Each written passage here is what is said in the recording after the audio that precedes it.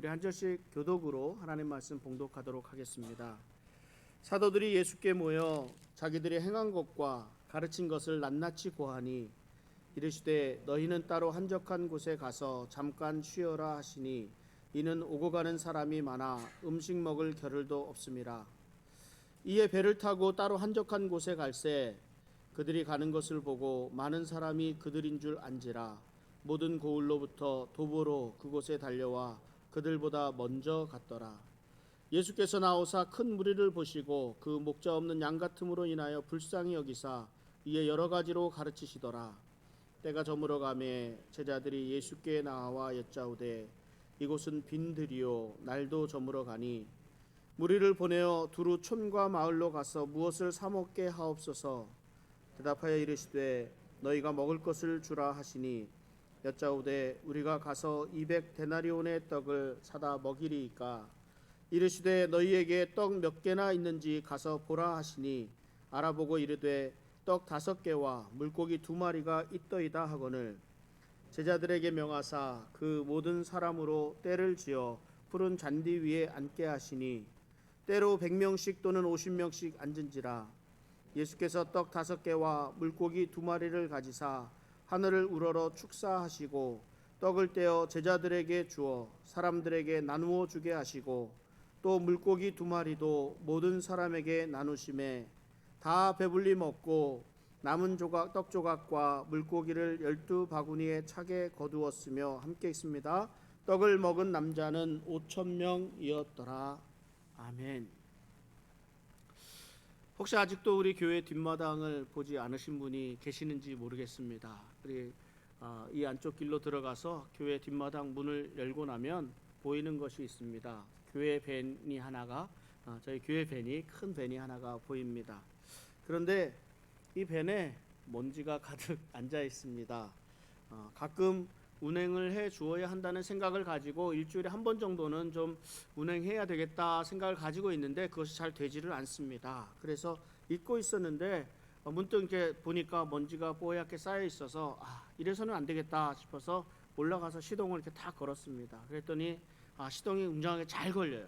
시동이 잘 걸리고 상태도 좋은데 윈도우 브러쉬를 보니까 좀 교체해야 되겠고 윈도우 브러쉬도 한쪽이 돌아가지 않고 또 여러 가지 또 이렇게 작은 부분 고쳐야 할 것들이 눈에 들어오고 오일도 채워야 하고 이게 수리할 부분들이 많이 보였습니다. 우리가 교회에서 밴을 구입할 때는 정말 많이 사용하리라 생각을 했습니다. 수련회도 가고 또 학생들 라이드도 할 수 있게 되고 그래서 얼마나 좀 많이 사용하게 될 수 있을까 그래서 얼마나 좋았는지 모릅니다. 그런데 이 코로나로 인해서 팬데믹 상황이 되니까 교회 밴 사용할 일이 없어졌어요. 다른 건 다 좀 그렇다 해도 저는 이 차가 뜨거운 태양 아래 페인트는 조금씩 벗겨지고 아리조나에 이 먼지가 또 엄청 많잖아요. 이 먼지가 차에 쌓여가고 그래서 차 수리도 해야 하고 세차도 좀 하고 해서 언제든 사용할 수 있도록 준비해야 되겠다 하는 생각을 또 가지게 되었습니다. 앞으로 그렇게 또 해야 되겠죠. 근데 이제 그 차를 보면서 한국에서 우리 자동차 정비소나 공장 같은데 이렇게 보면요, 이게 벽에 페인트로 무슨 이렇게 우리 이런 것처럼 칠해놓고 현수막으로 걸어놓고 할 때 적혀 있는 말이 있습니다. 혹시 기억하시는 분 계세요? 닦고 조이고 기름치자 하는 그런 말입니다. 닦고 조이고 기름치자라는 그런 말입니다. 사용을 하지 않는 기계들은 닦고 조이고 기름치지 않으면 낡게 되어 있습니다. 때로는 사용을 하지 않는데도 고장이 나고요. 하지 않는데도 제대로 작동을 하지 않을 수도 있습니다. 그런데 이 기계만 그렇겠습니까? 사람도 마찬가지입니다. 사람도 더러운 먼지는 닦아내야 하고 정신이든 육체든 바짝 조여야 하고 건강하게 잘 먹고 잘 쉬어 주어야 합니다. 그래야 건강한 삶을 살아갈 수가 있습니다. 닦고 조이고 기름친다는 것은 내 삶을 잘 관리해야 한다는 말입니다. 계속 웃는 것, 여러분 계속 웃는 것도 병이라고 합니다. 반대로 계속 우는 것도 이것도 병입니다. 그러면요, 웃다가 울다가 계속 웃다가 울다가 반복하는 것도 이것도 병이라고 합니다. 참 이렇게 되지 않도록 우리들의 삶을 잘 조절할 수 있어야 됩니다. 그런데 이거 조절하는 것이요, 정말 참 힘이 듭니다. 힘이 들어요. 마가복음을 묵상하면서 우리 제자들을 향한 예수님이 행하시는 일들 이렇게 보면요, 우리들이 매 순간 어떻게 살아가야 되는지, 어떻게 지내야 되는지, 어떻게 대응해야 되는지에 대한 분명한 해답을 예수님이 제자들을 가르치시면서 우리들에게 전해주시고 있습니다. 예수님이 제자들을 훈련시키십니다. 어떠한 상황에서도 흔들리지 않을 수 있도록 훈련시키십니다. 여러분들 예수님 믿으십니까? 아멘. 아멘 소리가 작은 것 같은데, 예수님 믿으시면 예수님을 믿는 사람들을 무엇이라고 부릅니까? 그리스도인이라고 부릅니다. 저와 여러분들은 그리스도인입니다. 그리스도인. 그런데 그리스도인으로서 기분이 좋을 때는 그리스도인이고 기분이 좋지 않으면 그리스도인이 아닙니까? 아니죠. 우리는 기분이 좋을 때나 기분이 좋지 않을 때나 기쁠 때나 슬플 때나 화가 나 있을 때나 아무렇지도 않을 때나 우리들이 그리스도인이라는 사실에는 변함이 없습니다. 그러므로 그리스도인으로서의 자존감, 그리스도인으로서의 사명감, 이런 것들을 언제든 잊어버려서는 안 됩니다. 내 기분에 따라 좌우되는 일이 아니라는 것입니다. 저와 여러분들을 불러서 하나님의 자녀로 만드 삼아 주신 은혜에 감사합니다. 그리고 부르신 목적대로 잘 살아갈 수 있도록 우리는 그 삶을 위해서, 우리 삶을 위해서 잘 준비할 수 있어야 합니다. 지난주일 예수님이 제자들을 둘씩 짝지어서 전도 여행을 보내셨습니다. 그 이야기를 함께 나누었습니다. 마가는 제자들을 파송하시는 장면, 그 장면의 앞과 뒤에 배치하고 있는 말씀이 있는데요, 예수님이 고향 땅에서 배척당하신 일과 세례 요한이 목배임을 당하고 헤롯에게 죽음당한 사건을 기록하고 있습니다. 예수님께서 대가볼리 지역에서 군대라는 그런 그 강한 난폭한 귀신 들린 사람을 고쳐주셨습니다.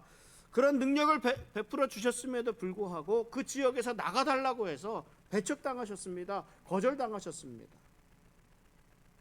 그리고 고향으로 돌아가서 고향에서는 나를 조금 환대해 주지 않을까 했지만 고향에서도 예수님을 배척했습니다. 예수님의 길을 예비하라는 사명을 받은 세례 요한이 있었습니다. 이 세례 요한이 옥에 갇혀 있다가 헤롯에게 목배임을 당해 죽임을 당했습니다. 열심히 주님의 일을 위해서 헌신했습니다. 그러나 그 마지막은 목이 베어 죽임을 당하는 것이었습니다. 예수님께서 제자들을 파송하실 때에는 병 고치는 능력도 주셨고 귀신을 쫓아내는 능력까지도 주셨습니다. 강한 힘을 가지고 사역할 수 있도록 해 주셨습니다. 그럼에도 불구하고 이런 강한 능력을 가지고 있다 할지라도 사람들에게 배척당하고 예수 그리스도로 말미암아 거절당하는 일이 일어날 수 있다라는 것을 알게 하셨습니다. 기억하도록 하셨습니다. 그리고 제자들을 받아들이지 않는 이들에게 배척받는 이들을 향해서 신발의 먼지를 떨어버릴 것을 말씀하셨습니다. 이랬던 제자들이 전도여행을 마치고 예수님에게 돌아왔습니다. 그리고 예수님에게 이렇게 말씀합니다. 마가복음 6장 30절에 사도들이 예수께 모여 자기들이 행한 것과 가르친 것을 낱낱이 고하니 말씀합니다. 제자들의 전도여행이 얼마나 큰 성과를 가져왔는지를 단적으로 보여주는 말씀입니다. 당신들이 행하고도 스스로도 놀란 거예요. 자기들이 병도 고치고 자기들의 입으로 나오는 말씀으로 귀신들을 쫓아내고 하는 놀라운 일들을 경험하게 되었습니다. 신기합니다. 놀랍습니다. 그래서 그 일어났던 일들을 낱낱이 예수님에게 고스란히 다 말씀을 드리고 있습니다. 그런데 이런 제자들에게 예수님께서 이렇게 말씀하십니다. 그 말씀이 31절 말씀입니다.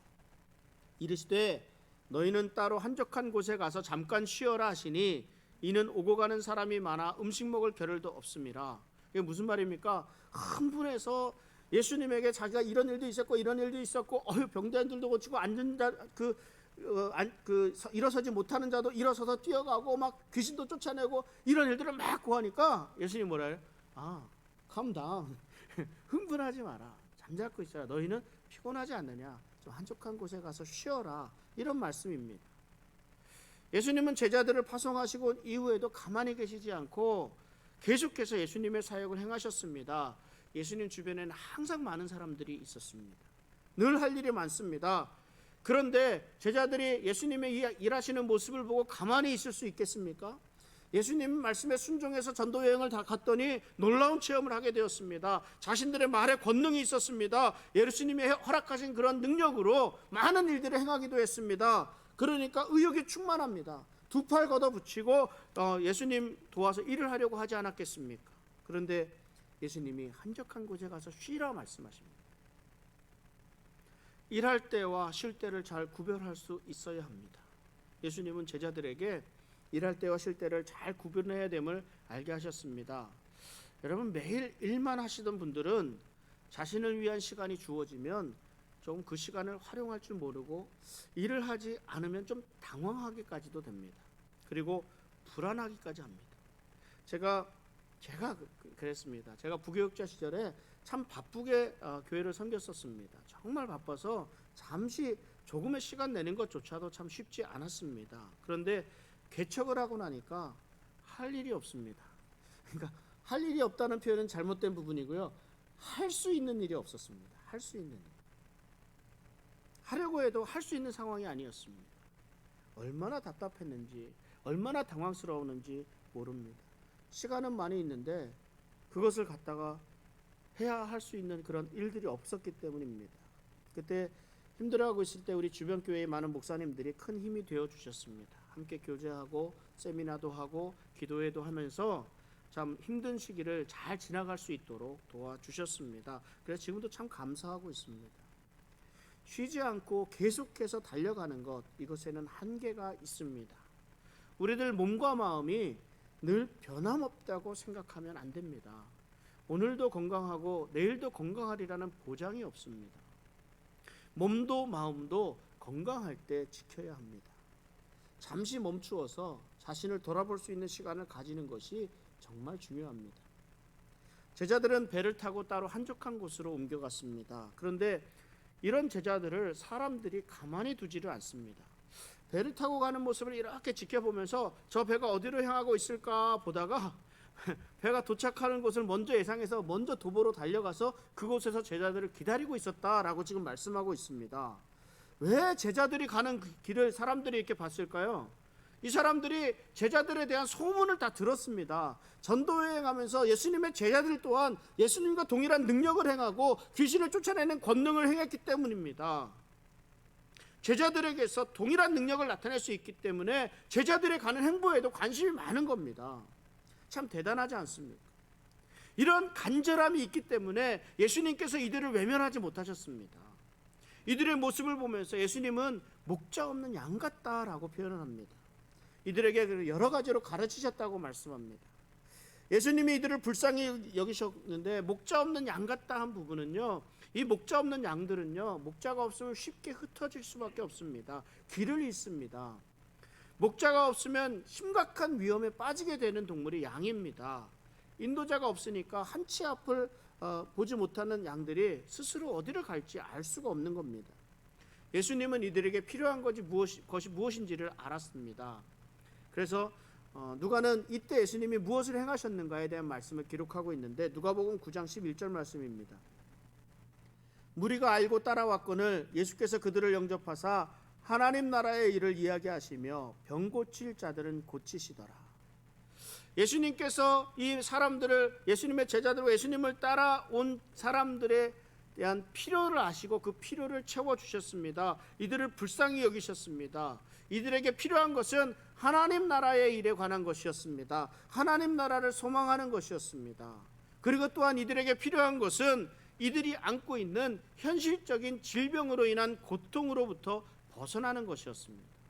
예수님께서 이 필요를 채워주셨습니다.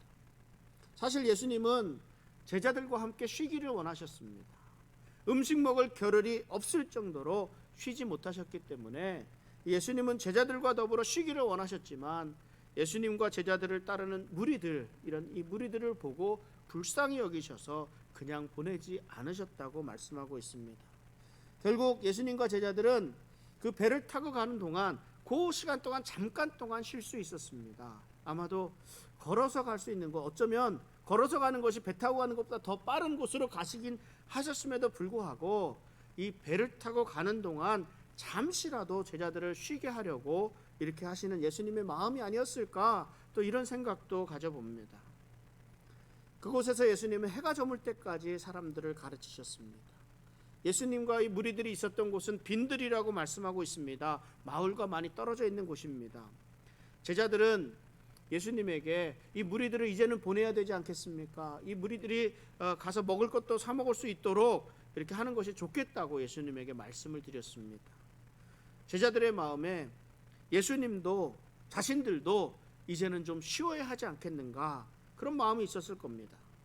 예수님과 제자들이 쉬려고 자리를 옮겼는데 그곳에도 여전히 많은 무리들이 따랐고, 예수님은 이곳에서도 쉬지 못하고 가르치시고 많은 병자들을 고쳐주셨습니다. 그러니까 물론 제자들도 또한 쉬지 못하고 계속된 강행군이었기 때문에 쉬고 싶은 마음도 있었을 겁니다. 그래서 예수님에게 무리를 보내자 이렇게 말씀을 드렸습니다. 그런데 예수님이 놀라운 말씀을 하십니다. 그 말씀이 6장 37절 말씀인데요. 대답하여 이르시되 너희가 먹을 것을 주라 하시니 여짜오되 우리가 가서 200데나리온의 떡을 사다 먹이리이까. 예수님이 제자들에게 그렇다면 너희들이 먹을 것을 주어라 말씀을 하십니다.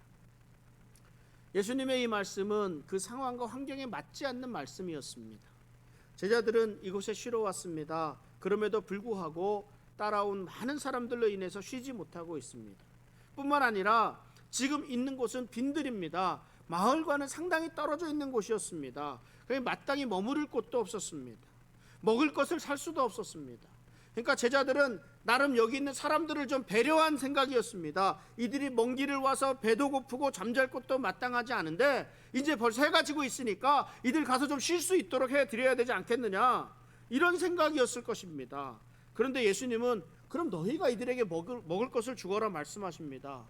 그러니까 제자들이 어떻게 해요? 제자들이 일단 화가 납니다. 화가 나. 자기들 딴에는 사람들을 생각하고 예수님을 생각해서 드린 말씀이었는데 예수님께서 다른 말을 하십니다. 자기들더러 남자만 5,000명이나 되는 이 많은 사람들을 먹이라고 말씀하십니다. 자기들은 이제 좀 쉬어야 할 때가 되었는데, 뿐만 아니라 그것은 빈들이라고 말씀드렸잖아요. 그렇기 때문에 이들에게 먹을 것을 주기 위해서는 자기들이 또 먼 곳으로 가는 큰 수고를 해야 됩니다. 먼 마을에 갔다 와야 되고 먼 마을에 가서 음식을 준비해야 됩니다. 그런데 그것조차 쉽게 구할 수도 없습니다. 이 많은 인원들을 먹이기 위해서는 200데나리온의 정도는 들어서 떡을 구입해야 할 것입니다. 머리가 막 계산이 막 빠르게 돌아갑니다. 그래서 예수님에게 항변합니다. 따져보니까 불가능한 일이거든요. 불가능한 일.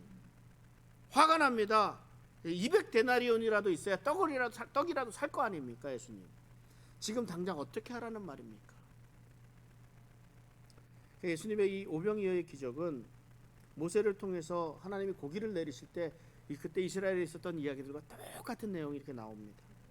이스라엘 백성들이 누가 우리에게 고기를 주어 먹게 하라. 우리가 애굽에 있을 때에는 값없이 생선과 오이와 참외와 부추와 마늘들을 먹은 것이 생각나거늘 이제는 우리의 기력이 다하여 이 만나 외에는 아무것도 없도다, 이러면서 불평을 합니다. 그러니까 이렇게 불평을 하니까 모세가 하나님에게 이렇게 말합니다. 이 모든 백성에게 줄 고기를 내가 어디서 얻으리까? 똑같지 않습니까?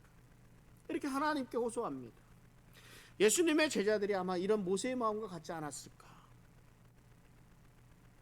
그리고 재빨리 머리를 굴려 계산하니까 200데나리온 정도는 필요합니다. 그래서 200데나리온의 떡을 사다 먹이리까? 할 수 없다는 말입니다. 한 데나리온은 당시 노동자의 하루 품삯입니다. 그러니까 200데나리온이면은 한 8달 정도의 그런 임금이라고 생각할 수 있습니다. 한번 생각해 보시기 바랍니다. 그런데 이 제자들에게 그런 큰 돈이, 이 수중에 200데나리온 되는 만큼의 돈이 있었다면 이들에게 불평이 없었겠습니까? 이들이 가서 음식을 사다 먹일 수 있었겠습니까? 무리들의 숫자만, 남자만 5,000명이라고 합니다. 그러면 약 10,000명 이상의 사람들이 그곳에 모여 있다는 말이 됩니다. 만약에 여러분들이 10,000명을 위해서 음식을 준비한다면 얼마나 걸리겠습니까? 일부 예배 때 우리 여성교회장님한테 여쭤보니까 며칠은 걸린다고 제가 말씀을 드렸는데, 지금 당장 먹일 수 있는 그런 일이 아닙니다. 불가능한 일입니다. 빨리 준비한다고 해도 모여서 회의하고 막 사람들 모으고 막 한다 해도 며칠은 걸릴 것입니다. 그러니까 인간적으로 생각하면 이것은 지금 당장 먹일 수 있는 것 불가능하다는 말입니다. 그런데 예수님께서 이렇게 힘들고 불가능한 일인 줄 모르고 제자들에게 시키셨겠습니까? 아닙니다. 예수님은 이 더 불가능한 일인 줄 알면서도, 잘 알고 계시지만 알면서도 제자들에게 시키셨습니다. 지금 제자들이 어떤 상태에 있습니까? 예수님이 제자들을 둘씩 짝지어서 파송하셨습니다. 제자들에게 귀신을 쫓아내는 능력도 주셨고 병 고치는 능력도 주셨습니다. 그 결과 예수님에게 자기들이 얼마나 놀라운 일을 행하였는가 예수님에게 자랑하듯이 막 낱낱이 고하기까지 하며 돌아왔습니다. 엄청난 일을 하고 돌아왔습니다. 그러니까 먼 길을 왔기 때문에 힘들지 않았겠습니까? 예수님이 쉬시라고 할 정도로 힘들고 피곤한 상황입니다.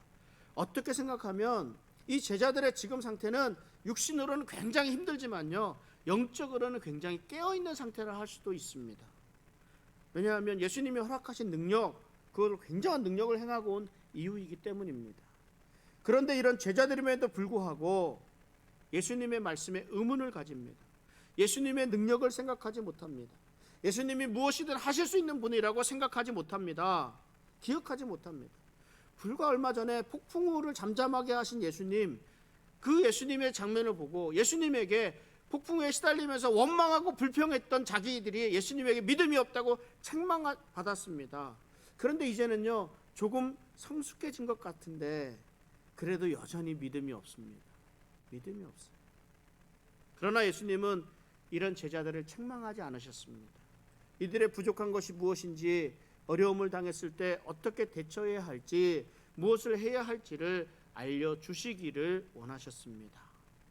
예수님은 제자들에게 너희들이 가진 것이 무엇이 있느냐 물으셨습니다. 제자들은 떡 5개와 물고기 2마리를 가지고 나왔습니다. 여러분, 갑작스럽게 이동한 것입니다. 한적한 곳에서 쉬라는 그런 말씀에 갑작스럽게 이동을 했기 때문에 아무런 준비도 되어 있지 않을 수도 있습니다. 아니면 제가 생각하기에 어쩌면 몇몇 사람들은 자기가 먹을 도시락 정도는 준비해 갖고 갔을 겁니다. 제자들도 예수님이 드실 것 정도는 가지고 갔을지도 모르겠습니다. 그런데 무슨 생각을 합니까? 이것마저 없으면 우리 예수님이 굶으실 거야. 이것마저 없으면 나도 굶어야 되는데, 나눌 생각을 안 했을 것 같습니다. 가지고 있어도 그냥 아무 소리 안 하고 가만히 그냥 있었을 겁니다. 그런데 이때 안드레를 통해서 한 소년이 가지고 온 도시락이 예수님 앞에 예수님에게 드려졌습니다. 떡 5개와 물고기 2마리였습니다. 그러나 이 안드레가 이때에도 이렇게 말씀을 드립니다. 그러나 그것이 이 많은 사람에게 얼마나 되겠습니까? 이것은 한 어린아이가, 배고픈 아이가 먹을 정도의 양밖에 되지 않는데 무엇이 도움이 되겠습니까? 하나, 이런 좀 비관적인 견해를 가지고 있었습니다. 그런데 예수님께서는 제자들에게 무리들을 50명, 100명씩 나눠서 때를 지어 앉도록 하셨습니다. 제자들이 이 말씀에 순종합니다. 그래서 50명, 100명씩 따로 때를 지어서 앉도록 했습니다. 제자들은 예수님이 무엇을 하실지는 알 수가 없었습니다. 이것이 한계입니다. 오늘날 우리들의 한계입니다. 우리 하나님의 뜻이 어디에 있는지 우리가 분명하게 알 수 있는 방법은 없습니다. 그러나 다행인 것은 예수님이 어떻게든 이 문제를 해결해 주실 것이라는 예수님의 말씀에 순종하고자 하는 그런 마음은 있었습니다. 자신들이 가진 것, 자신들의 생각으로는 이 일이 불가능한 일입니다. 그러나 그럼에도 불구하고 자신들을 이끌어 주실 분, 해결해 주실 분은 예수님 뿐이라는 것을 알고 있었고, 또 예수님의 말씀에 순종해야 한다는 것 정도는 알고 있었습니다. 그래서 순종합니다. 예수님께서 떡 5개와 물고기 2마리를 가지고 축사하시고 떡을 떼어 제자들에게 주어 사람들의 앞에 놓게 하시고 물고기 2마리도 모든 사람에게 나누어 주셨습니다. 그러니까 다시 정확하게 말씀드리자면 이 상황이 어떻게 되는 거냐면, 물고기 2마리와 떡 5개를 가지고 떡을 떼어 주셨다라는 그 부분에서 이거는 계속해서 나누어 주셨다는 말씀입니다. 그러니까 떡을 떼어서 나누어 주시면 제자들이 그것을 받아서 사람들이 무리 지어 있는 사람들 앞에 갖다 놓습니다. 그리고 다시 돌아와서 또 주시는 거 받아갖고 계속 이 일을 계속 반복했다는 말씀입니다. 정확하게 말씀드리면 떡 5개와 물고기 2마리가 점점 더 많아져서 모든 사람이 배불리 먹을 수 있을 만큼 되었습니다. 뿐만 아니라 남은 것이 떡 조각과 물고기가 12바구니에 가득 차게 되었다고까지 말씀합니다. 놀라운 기적이 일어났습니다. 예수님은 우리의 필요를 채워주십니다. 예수님은 불가능한 가운데서 그 길을 열어주십니다. 예수님이 베푸신 기적을 통해 이 제자들이 얻은 교훈이 무엇이었을까요? 지금까지 예수님이 행하신 일들을 생각해 봅니다. 예수님은 사람들에게 하나님 나라에 대해서 가르치셨습니다.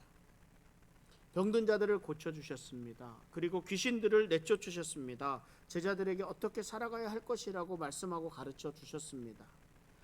제자들이 많은 무리들을 돌려보내시라고 예수님에게 말씀드릴 때 예수님은 제자들에게 너희들이 먹을 것을 주어라 말씀하셨습니다. 이때 제자들이 참 혼란스러웠을 겁니다. 왜냐하면 예수님께서 지금까지 이렇게 하신 일이 없었기 때문입니다. 예수님은 무슨 일이든 말씀으로만 능력을 베풀어 주셨습니다. 말씀이면 충분했습니다. 병자들을 고칠 때에도, 귀신을 쫓아낼 때에도, 폭풍우를 꾸짖을 때에도 말씀이면 충분하셨습니다. 그런데 이번에는 좀 다르거든요. 예수님은 너희가 가지고 있는 것이 무엇이 있는지를 알아보라 하셨습니다. 제자들은 떡 5개와 물고기 2마리를 가지고 왔고 예수님은 이것을 가지고 축사하시고 떼어 나누어 주셨습니다. 기적이 일어났습니다. 남자만 5,000명, 10,000명 이상 되는 사람들이 먹고 배불리 먹고 남을 만큼 되었습니다. 성경에서는 이와 같은 그런 또 다른 일을 찾아볼 수 있는데 마지막 양식을 먹고 죽으리라 생각했던 사르밧 과부에게 하나님은 엘리야를 통해서 그 통의 가루와 그 병에 기름이 마르지 않도록 해주셨습니다. 하나님은 또 엘리사를 통해서 엘리사의 제자의 아내가 가지고 있는 기름 한 그릇을 가지고 집에 있었던 그릇 또 빌려온 그릇 모든 그릇까지 다 차도록 기름을 부어주시는 일을 또한 말씀하고 있습니다. 예수님이 베풀어 주신 기적, 오병이어의 기적과 엘리사를 통해 베풀어 주신 하나님의 기적에는 공통점이 있습니다. 이 어린아이가 가지고 온 도시락 1개, 즉 떡 5개와 물고기 2마리, 사르밧 과부에게 남은 마지막 기름 한 병, 기름 조금, 한 움큼의 가루, 그리고 또 제자의 아내가 가지고 있었던 기름 한 병입니다. 이 작은 것을 가지고, 있는 것을 가지고 차고 넘치도록 부어주시는 하나님의 은혜를 체험하도록 하셨습니다. 물론 우리 예수님은 아무것도 없는 상태에서 좋은 것을 주실 수 있습니다. 그러나 예수님은 그렇게 하지 않으셨습니다. 예수님은 돌로 떡을 만들어서 드실 수도 있었습니다. 그러나 예수님 그렇게 하지 않으셨습니다. 오히려 하나님의 말씀이면 충분하다는 말씀으로 사단의 유혹을 물리치셨습니다. 예수님은 한껏 분위기가 올라서 한껏 사기가 높아 있었던 이 제자들에게 진정한 믿음이 무엇인지, 예수님을 믿는다는 것이 무엇인지를 가르쳐 주셨습니다. 제자들이 그 첫걸음을 떼었습니다. 물론 안드레가 가지고 온 어린아이의 도시락은 지극히 작은 것이었고 이것은 아무것도 할 수 없다는 그런 불가능하다고 비관적인 의견을 가지고 있기도 했습니다. 그러나 안드레는요, 그 작은 것이라도 예수님에게 가지고 나왔습니다. 사르밧 과부에게 남아있던 한 움큼의 가루와 기름, 그 제자의 아내가 가지고 있었던 기름 한 병이 의미하는 것이 무엇이겠습니까? 세상의 시각으로는 이것으로는 아무것도 할 수 없습니다. 그러나 하나님을 믿는 믿음으로 그 말씀에 순종하는 이에게 이것은 결코 작은 것이 아니었습니다. 이것은 기적을 일으키는 시작이 되었습니다. 우리는 우리가 가지고 있는 것으로 최선을 다해 섬기면 됩니다. 내가 할 수 있는 최선을 다하면 됩니다. 그 다음은 하나님이 이끌어 가십니다. 예수님은 제자들이 어려움을 만나면, 불가능한 일을 만나면 어떻게 해야 할지를 분명하게 가르쳐 주셨습니다. 내가 할 수 있는 최선을 다하고 그 이후의 일은, 그 결과는 하나님께 맡길 수 있어야 합니다. 제자들은 예수님으로부터 병을 고치는 능력, 귀신을 쫓아내는 그런 권능을 받아서 전도 여행을 무사히 다녀올 수 있었습니다. 여행 중 경험한 이 놀라운 일들은 충분히 이들의 목을 곧게 만들 수도 있습니다. 자칫 교만이라는 최고의 약점이 제자들을 무너뜨릴 수도 있었을 것입니다. 예수님은 그러나 이 제자들에게 현실을 보여주셨습니다. 제자들이 아무리 큰 권능을 가지고 나타내었다 하더라도 지금의 믿음 없는 이 모습을 알게 하셨습니다. 예수님에 대한 확신이 없는 이 모습으로 예수님의 말씀에 화를 내고 비난하기도 하고 불가능한 일이라고 포기하기도 하고 항변하기도 하는 이 모습을 보여주셨습니다. 그리고 예수님은 이런 제자들의 마음을 단단하게 조여주셨습니다. 교만해지지 않도록 현실을 보게 하셨습니다. 조금의 어려움에도 무너지고 마는 부족한 믿음을 가진 그런 사람들에 지나지 않는다는 것을 또한 알게 하셨습니다. 그리고 예수님이 어떠한 분이신지, 예수님을 믿고 어떻게 행해야 하는지를 분명하게 알게 하셨습니다. 예수님은 이들에게 최소한의 순종을 요구하셨습니다. 제자들은 예수님의 말씀에 순종했습니다. 확실한 믿음으로 예수님이 어떻게 하실지는 알지 못하였으나 예수님이 이 문제를 해결해 주실 수 있으리라는 그런 마음을 갖고 조그마한 믿음을 가지고 예수님의 말씀에 순종합니다. 예수님의 말씀에 순종해서 먹을 것이 있나 찾아보고 작지만 어린아이의 떡과 물고기를 예수님 앞에 가지고 나왔습니다. 예수님의 말씀대로 무리들을 나누어 앉히기까지도 했습니다. 이에 예수님이 놀라운 기적을 베풀어 주셨습니다. 오늘 말씀을 정리합니다. 우리 사람들이 모두가 한결 같을 수는 없습니다. 언제나 변함없을 수는 없습니다. 때로는 열정적이기도 하다가도 때로는 한없이 게을러지기도 합니다. 우리 열심히 교회를 위해서 주님의 일을 위해 섬기다가도 그 열정이 식어서 교회를 멀리하게 되기도 합니다. 그러므로 너무 지나쳐서 지치지 않도록, 너무 멀리에서 떨어져 나가지 않도록 내 자신의 삶을 잘 관리할 수 있어야 합니다. 사단은 우리의 약점을 향해 공격해 들어옵니다. 우리의 자존감에 상처를 줍니다. 내가 이 교회에 필요한 사람인가, 그렇지 않은가, 내가 할 수 있는 일이 무엇이 있을까 비교하게 하고 자신의 연약함을 부끄럽게 여기도록 만들어 갑니다. 그러나 예수님의 축복은 지극히 작은 헌신에서부터 비롯됨을 알 수 있습니다. 다른 그 누구도 아닌 지극히 연약한 나로부터 시작된다는 것을, 나의 수고와 헌신으로부터 시작된다는 것을 깨달을 수 있기를 바랍니다. 지극히 작은 나를 사용하시는 하나님의 은혜를, 놀라우신 은혜를 경험할 수 있기를 바랍니다. 우리는 우리가 할 수 있는 최선을 다해 섬기며 주님의 말씀에 순종하면 그 이후 그 결과는 우리 주님이 이어가 주시고 만들어 주시는 줄을 믿습니다. 닦고 조이고 기름치자. 우리 인생 정말 소중한 인생 아닙니까? 교만해지지 않고 나태해지지 않도록 잘 관리해서 주님을 만나는 그날까지 최상의 컨디션으로 최선을 다해 섬기며 주님께 인정받고 칭찬받는 우리 복된 성도님들 되시기를 주님의 이름으로 축원합니다. 기도하겠습니다.